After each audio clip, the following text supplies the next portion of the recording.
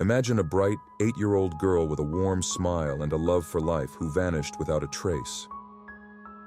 10 years later, her family is still waiting for answers, while the mystery of her disappearance continues to haunt a city. This is the story of Relisha Rudd, a young girl who was last seen in 2014 under circumstances so disturbing that her case has left countless people asking, how did this happen? Relisha Rudd's life before her disappearance was marked by hardship and instability. She was one of 4 children and lived with her mother and 3 younger brothers in DC General, a large city-run homeless shelter located near the DC Armory and RFK Stadium. The shelter housed numerous families experiencing homelessness, and the conditions there were far from ideal. The building, once a hospital, had been repurposed as a shelter, but it was overcrowded, often unsanitary, and widely regarded as unsafe. In early 2014, Relisha was last seen at the shelter. She had gone missing for days, and no one seemed to notice. It wasn't until March 13, 2014, that a counselor from her elementary school alerted authorities, realizing that Relisha had not attended school for several weeks. This single call would be the first spark in a tragic, twisted investigation into her disappearance. Relisha's mother, Shamika Young, was eventually notified and told police she hadn't seen her daughter for days. Shamika explained that Relisha had been spending time with a man named Khalil Tatum, a janitor who worked at the shelter. Although he had a felony record for burglary, larceny, and breaking and entering, Tatum was someone her family knew and trusted.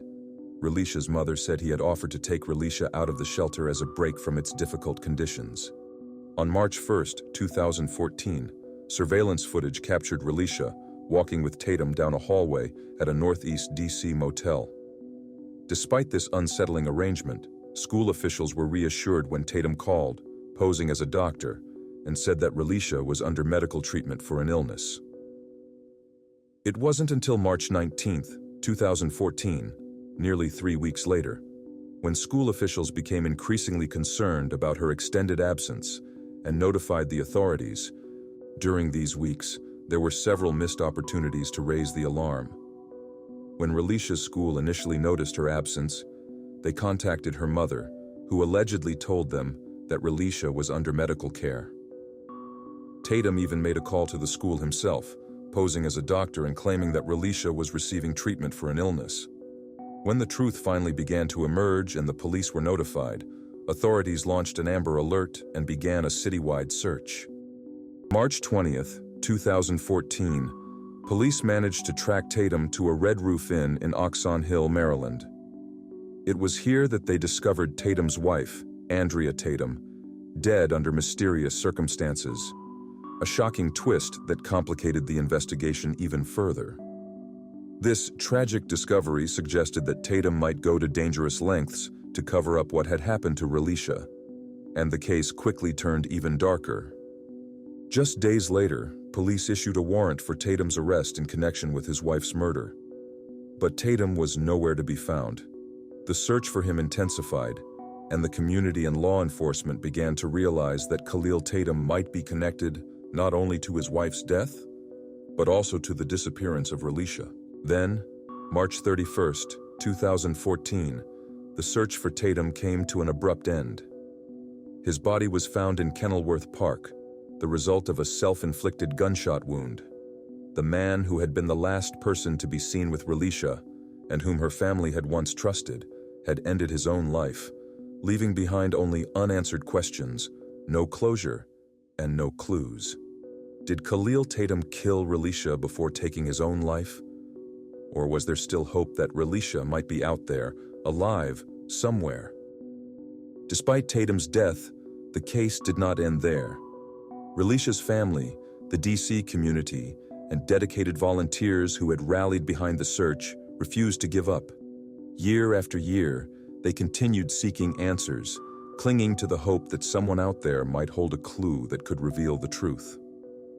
Age-progressed photos from the National Center for Missing and Exploited Children show what she might look like as an older teen. in the hopes that someone might recognize Relisha, a young woman who would have graduated high school by now.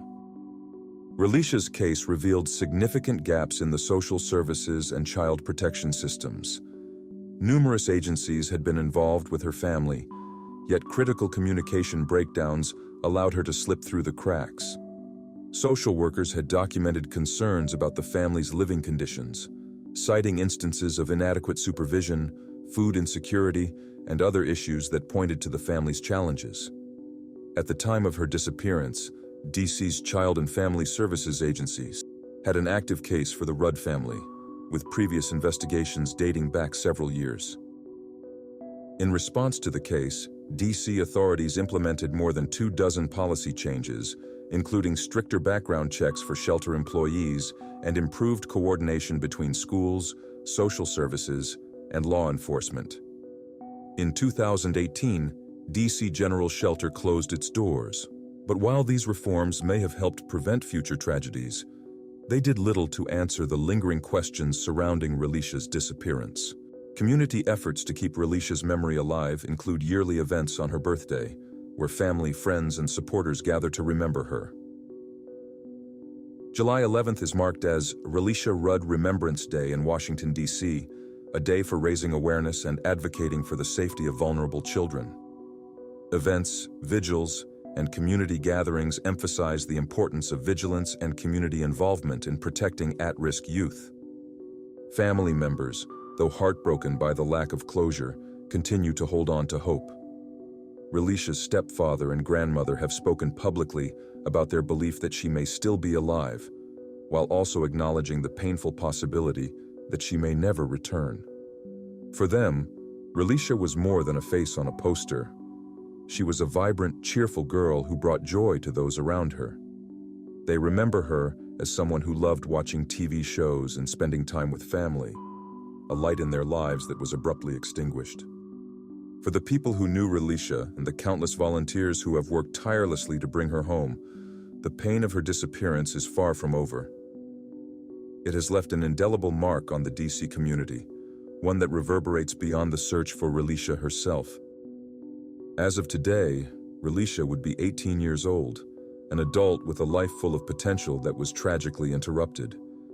The uncertainty of her fate continues to haunt her family, but it also drives their determination to keep searching for answers. Her mother, stepfather, and other family members hold out hope that one day they will have the closure they so desperately need. Some continue to believe that Relisha is still alive, waiting to be found, while others fear the worst, knowing that with each passing year, the likelihood of finding her diminishes.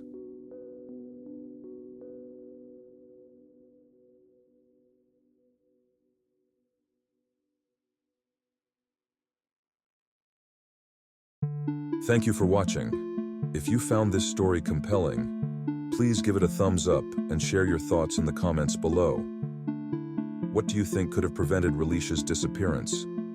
Don't forget to subscribe and hit the notification bell so you won't miss any of our latest content. For more, check out my previous video on the case of Amanda Overstreet for another important true crime story. Until next time, stay curious and stay safe.